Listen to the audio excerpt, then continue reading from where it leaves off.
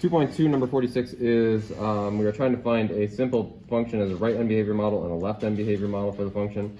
So this is y equals x squared plus e to the negative x.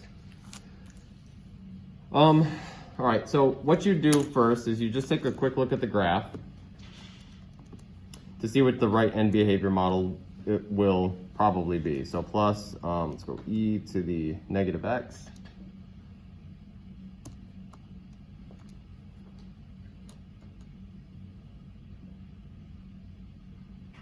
Okay, so it's sort of difficult to tell at this like scale, but let's plug in x squared, and we'll put that in as a thicker line.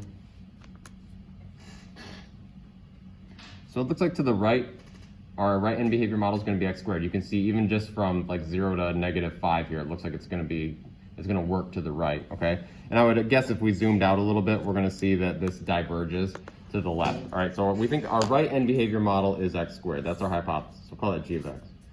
G of x is x squared. That's our right end behavior model. Okay. All right. Let's actually prove that it is a right end behavior model then. The way that you prove it is you analyze the limit as x approaches infinity of f of x over g of x. So f of x is the original, so x squared plus e to the negative x over x squared.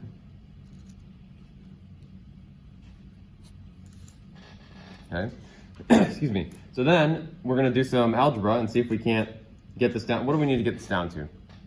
What does the limit have to equal for it to actually be a right end behavior model? 1, right? Okay, so let's work it down to, let's see if we can work it down to that. So limit as x approaches infinity, x squared over x squared, that will be 1, plus e to the negative x over x squared. Okay, remember we're looking at positive infinity. All right, so clearly this piece is going to go to 1. This piece, I don't know, we got to think about it. E to the negative x, though, that is the same as 1 over e to the positive x. And so we can write this as the limit as x approaches infinity of 1 plus 1 over e to the x, x squared. And from there, it becomes pretty clear that this piece here is going to go to 0, right? Because you're going to have 1 divided by massive numbers as you plug in massive numbers, which will basically be 0.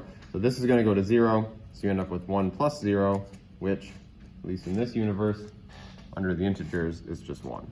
Okay? So it works. For the left end behavior, do the same thing. Hint, hint, it's going to be this piece of it, here, e to the negative x. And you do the same thing, except you're going to be looking at the limit as x approaches negative infinity of x squared plus e to the negative x divided by e to the negative x. Nope, yes, that's right. Okay. Do you want me to finish that proof out? I'm seeing some head nods. So it's actually more interesting than the other one. So just real quick, this is going to be 1 over 1 right here, right? And so you have the limit as x approaches negative infinity to x squared over e to the negative x plus 1. All right, so we need this to go to 0. The question is, does it? Because now this is, like I said, it's more interesting. We have x squared in the numerator, and we have this e to the negative x in the denominator. Well, think about this. You're plugging in very large negative numbers. In the top, in the numerator, doesn't matter. You're squaring it, so who cares? Big numbers squared, okay? Let's think of it like that. How about in the bottom? Well, down here you have e to the negative negative big number. That'd be a positive big number, right? That'd be like huge numbers. Okay, so which one grows faster, a quadratic or an exponential? Well, it doesn't even take long, and the exponential completely dominates a quadratic. So you will have big numbers, I'll grant you that, divided by way bigger numbers. Okay, so this thing will go to 0 at the end, and you'll get 0 plus 1, which is just 1. Okay, so that ends up being a left end behavior model. I think I dropped a B, actually, usually when I write that, so. But anyway, okay? You will have to do that on the quiz, so